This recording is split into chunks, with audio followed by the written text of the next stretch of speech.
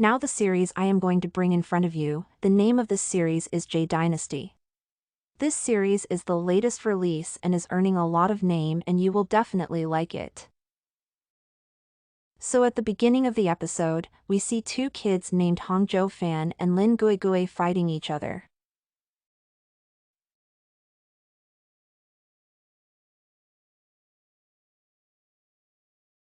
Lin Guigui easily defeats him every time, but still Hongjo Fan does not give up.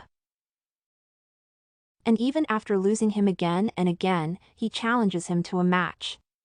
And seeing their fight, all the children around them start laughing. As they fight, they reach a temple and there too everyone starts laughing at Hongjo Fan. Because he was not able to walk properly due to fatigue, but still he was challenging Lin Guigui.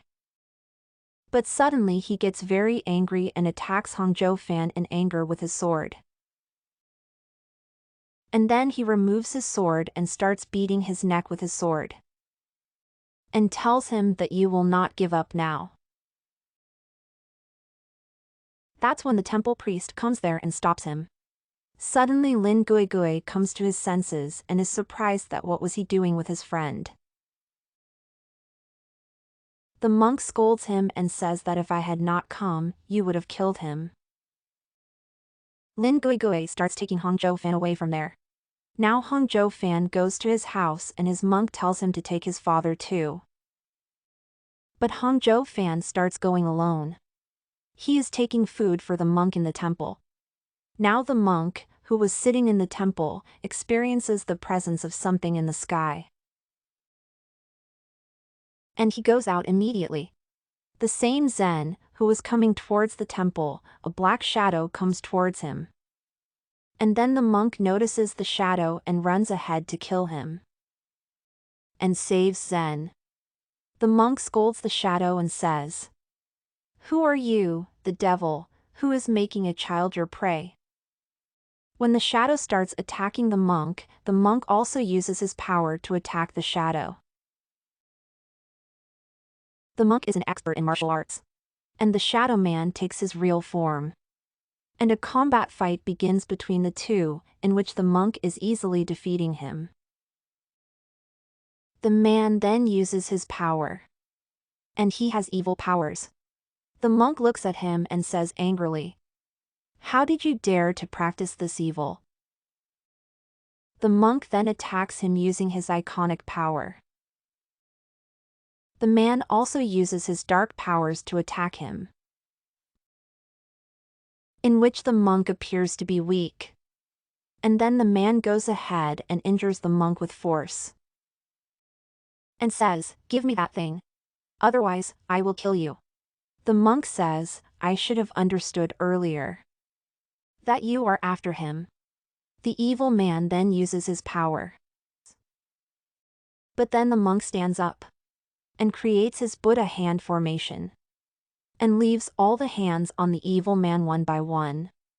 And the evil man's power, which he had just summoned, is over.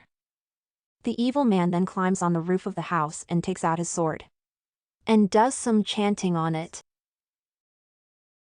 And he wonders if this is the power of Taoism. He then attacks the monk with his sword. That his lightning falls weak in front of this energy. And this energy throws him away. Zen was watching all this. The evil man gets scared and runs away from there. That I will definitely come back. The monk was also so hurt by this fight. That blood started coming out of his mouth. Brings them to the edge of the tree. And says that if these two boys had fallen into the hands of the evil man, then I don't know what would have happened. Which was my very old desire to practice Buddhism and Taoism. I want that to be fulfilled as soon as possible. He then remembers and understands that he will die on the third day from today. He then checks Zen's nerves and tries to heal him. He says that you don't worry about your friend.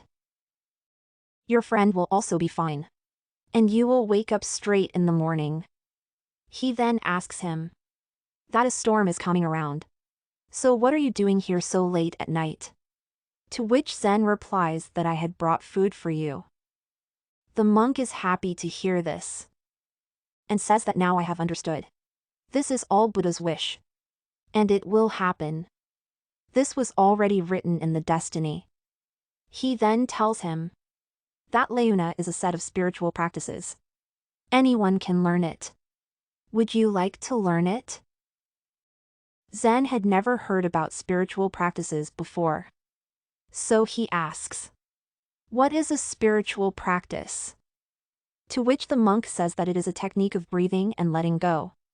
You can become strong with this. The monk says that you will have to promise me something, which I will teach you. You don't have to tell anyone about this. Can you do this? Zen says that I have understood. Then the monk says that you have to take only one break in a day. And you never have to practice in front of anyone else. You have to practice only at night. Can you do this?